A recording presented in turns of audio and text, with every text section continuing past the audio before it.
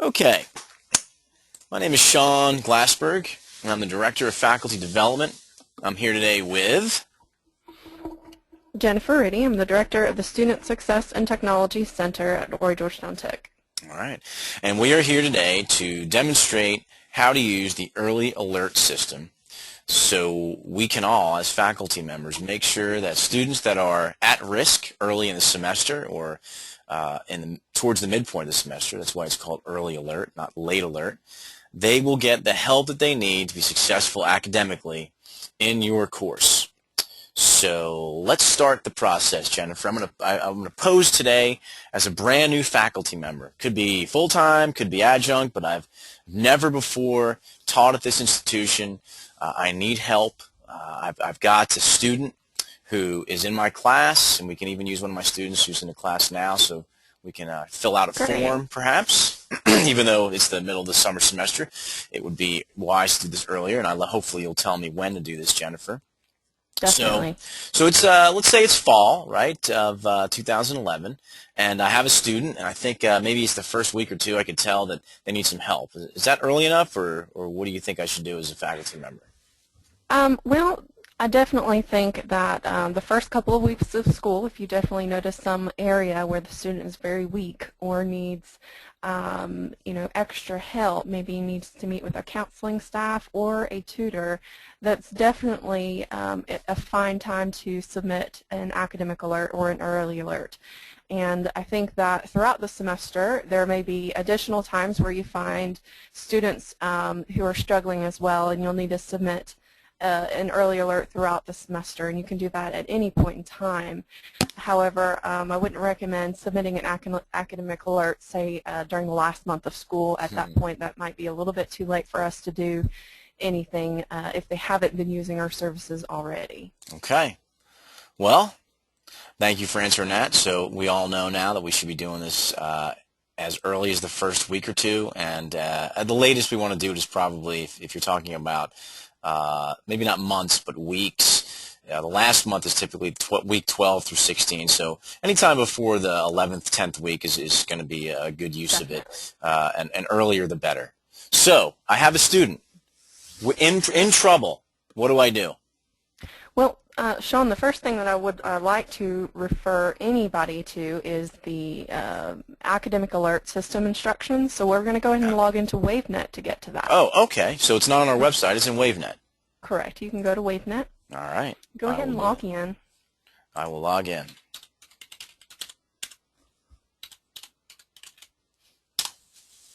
So I'm in WaveNet. You're just going to click on your My Faculty tab, which is right there. And what you're going to do here is, I think, mine looks a little bit different than yours. Scroll down a little bit there. You should see Academic Alert Instructions.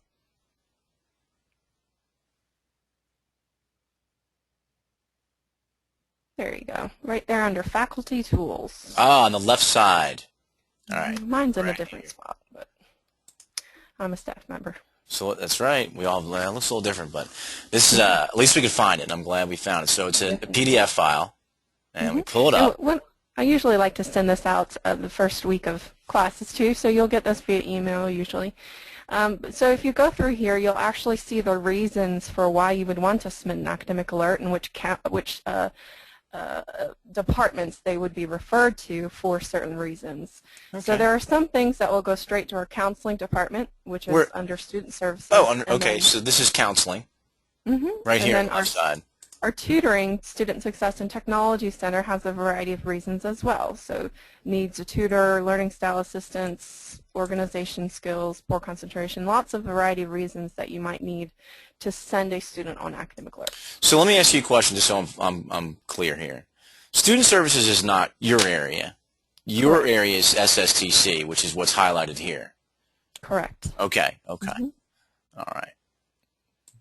And so the rest of this document really tells you how to submit an academic alert, which we're going to go through right now. So if you want to, so if I wanted to, I can go ahead and print this out right here, and just follow the directions.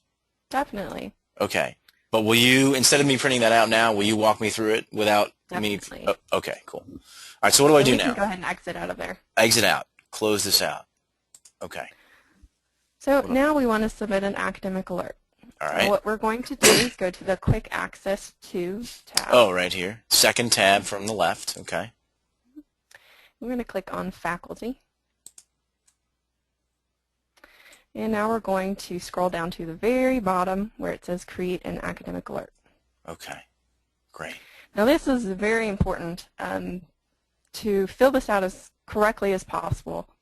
The first field, instructor, of course, is automatically filled out. Mm-hmm. The second field is the course. You need to pick the course of the student that you would like to submit the academic alert on.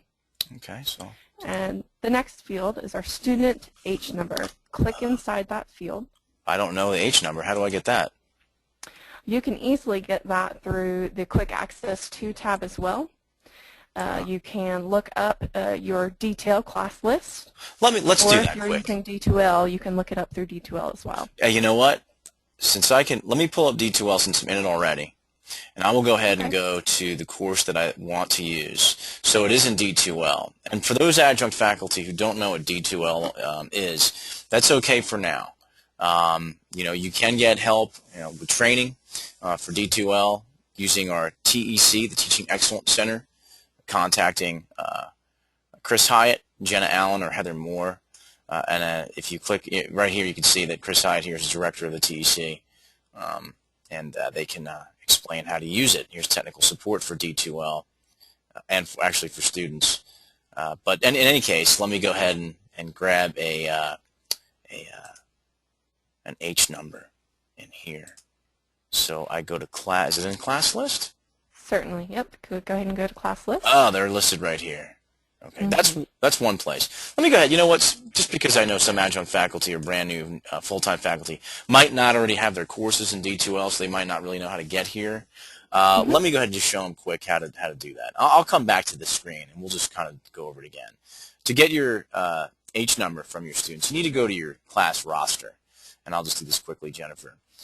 You would go to your Quick Access To. All right, then faculty, and again, you're in WaveNet now. You go to your summary class list, and then you have to choose your term.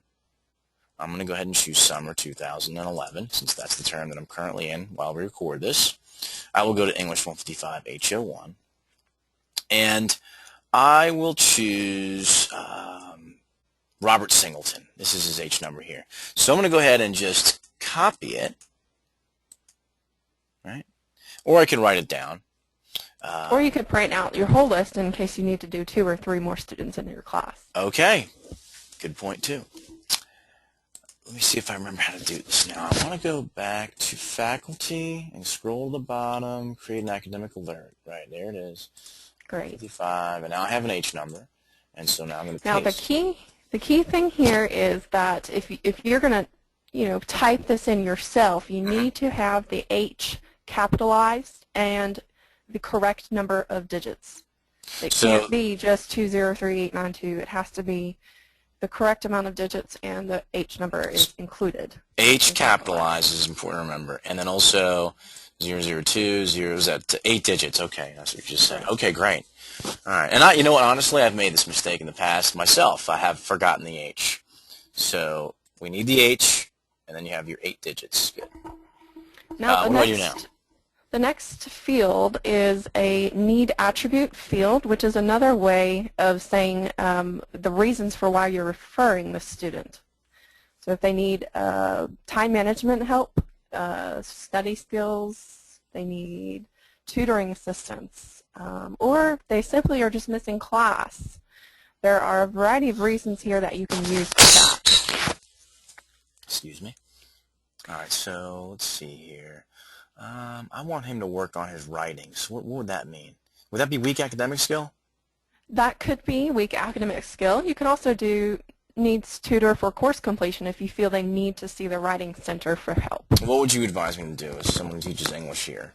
What would be better? I would definitely use the needs tutor for course completion if you feel that that's a critical component to that person's success. Okay. And you can have multiple needs, up to 3 needs that you can fill out, Okay. and an additional comments field to add more needs. Well, I think I'm going to stick with just the one. I think that this student needs writing tutoring.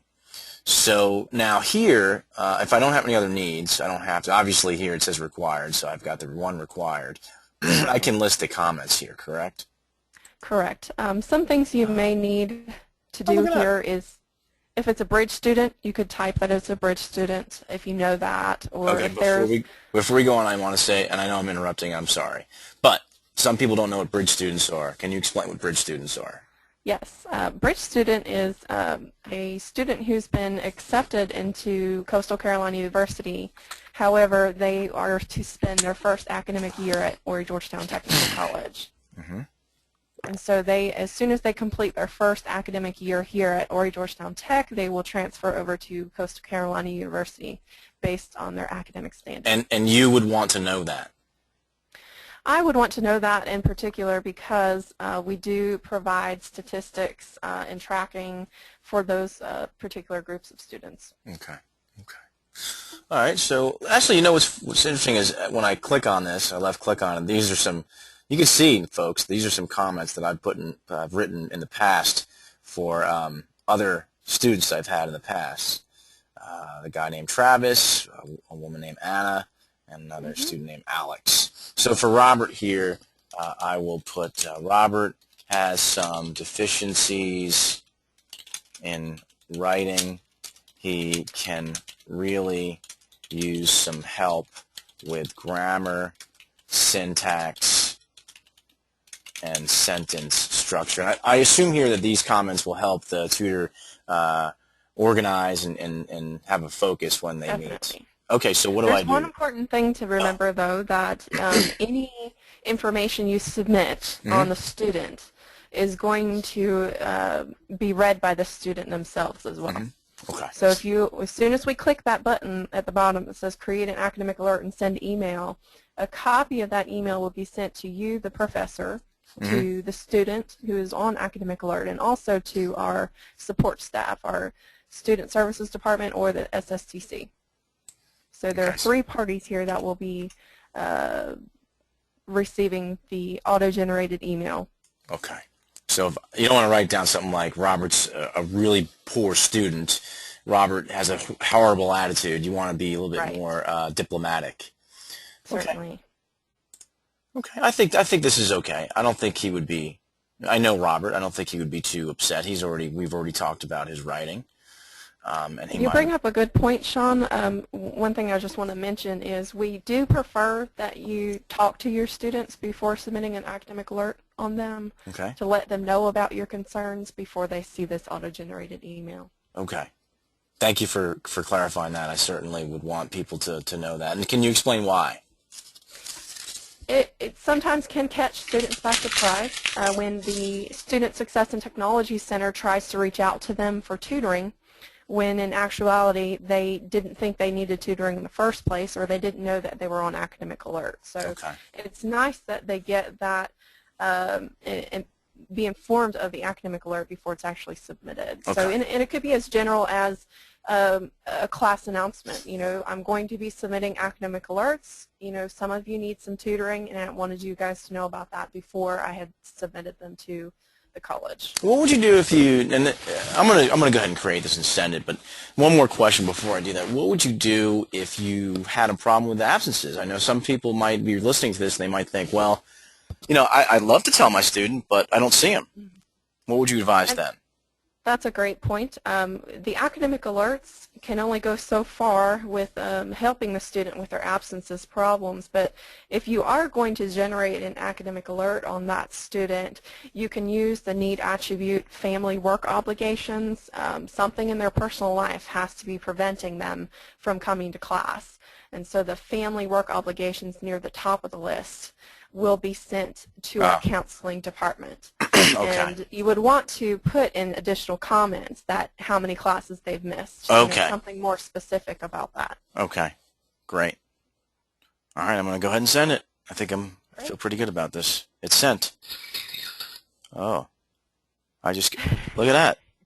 Okay. And you'll know that it's been submitted successfully because you'll have the email that's been generated from Autumn. your submission. Awesome. All right. So, okay. So I see here, it's gone to him. That's his email address. It's CC'd to me, and I got another email from Melissa Roberts Batten. So what does that mean? Who's she? She is actually the Director of Student Success, which is over the counseling department. So she is the staff recipient of that email. So what does she And do with this email? While she is out, she has actually had her academic alerts forwarded to another staff member. So another staff member in the counseling department will respond to that particular email. What? Oh, okay. So someone else will respond. So in other words, who will respond to Robert? Will someone get in touch with Robert and try to make an appointment with him? Yes. What happens is after this automatic email is generated, Melissa Batten and myself, Jennifer Ritty, will receive that auto-generated email. If it has to deal with just counseling concerns, Melissa Batten's department will deal with that and send an email to the student as well. If it has to do with tutoring, which this academic alert does, our department, the SSTC, will contact that student via email to offer them tutoring services and to tell them how to take advantage of it. You know what? Let's look at where could I go to learn more about the SSTC and because I'm assuming this is a writing problem. He needs tutoring, so that wouldn't I'd be able to find some information about your department somewhere on our site. We have two prime locations where you can get information, and the first one is on the web page, and we can go to the quick links at the top and just locate tutoring/SSTC. Oh, okay. That will take you directly to our website. Okay. And the navigation on the left in green will show you where to go, as well as the student services on the main page there explains all of the services that we provide for free to our students. So go ahead, I'm sorry. Oh, sorry. The second location that you can get information about us is in WaveNet under the Home tab in the Campus Life section. And we have Home tab, Campus Life. We have several links for the SSTC, our D2L guide, Smart Thinking information, and Tutor Track. Wow. There's a lot of stuff here. A lot of links. Okay. And our homepage definitely covers everything that you'll need to know to learn about our services.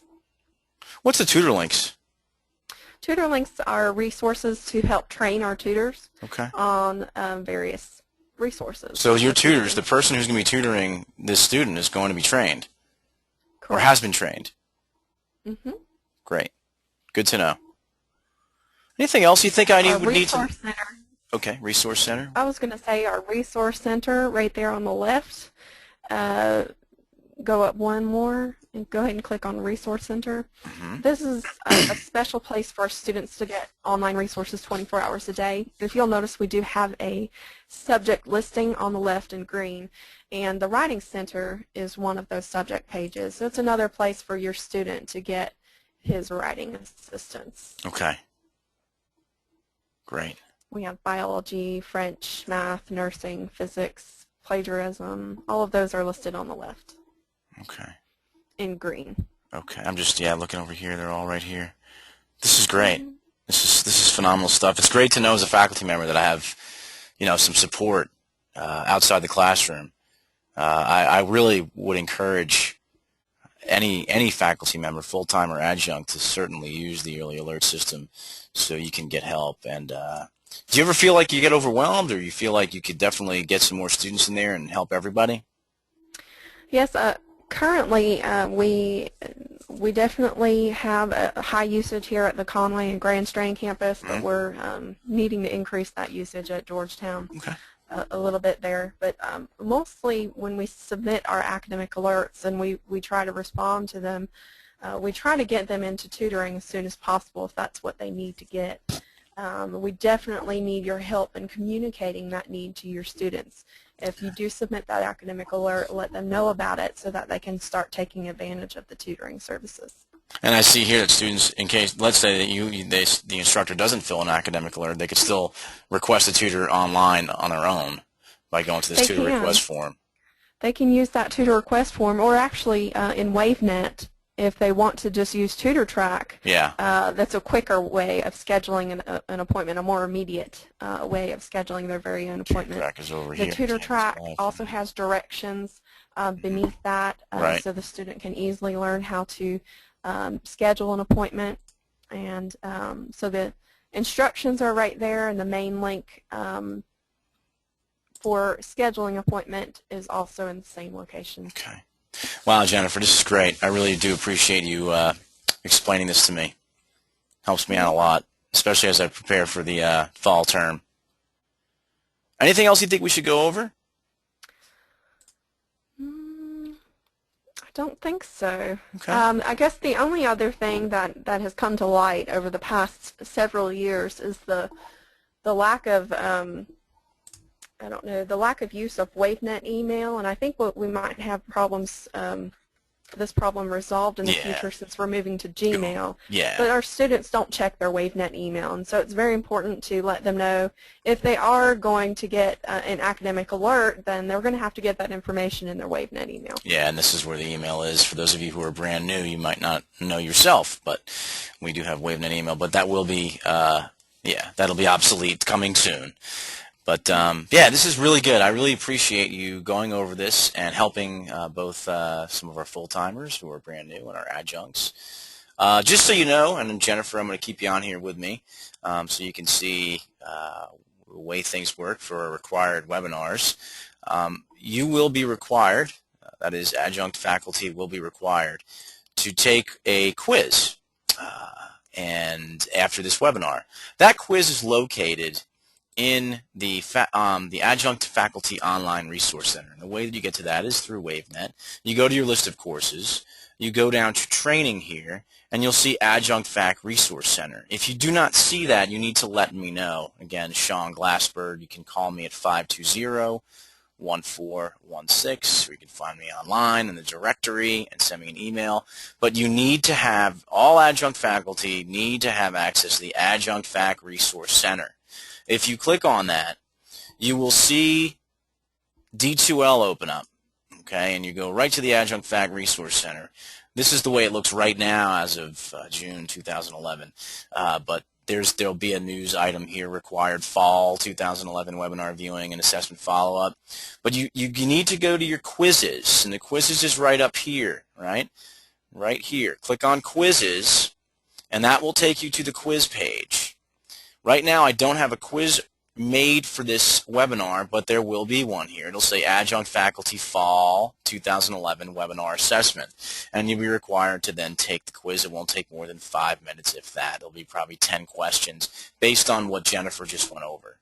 So be ready to take that quiz, and that's all. Once you watch the webinar and take the quiz, your responsibilities are done, and you'll have learned something that I hope is valuable, and you'll be able to apply in your teaching. And that's all we want to say today, right, Jen? Yes, that's correct. All right. Thank you so much. I appreciate your time. And adjunct faculty, enjoy your semester. And I look forward to seeing the results of your webinar quiz. Take care.